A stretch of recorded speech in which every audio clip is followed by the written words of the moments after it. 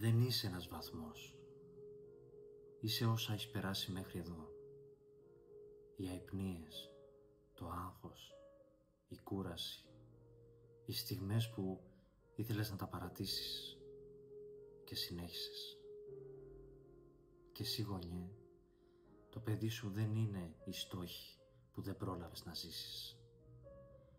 Είναι ένας ολόκληρος άνθρωπος που χρειάζεται στήριξη, όχι πίεση. Χρειάζεται αγάπη, όχι συγκρίσεις.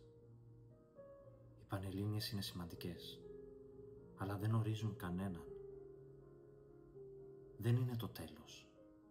Είναι απλώς ένα πέρασμα. Και να θυμάστε κάτι απλό, αλλά βαθύ.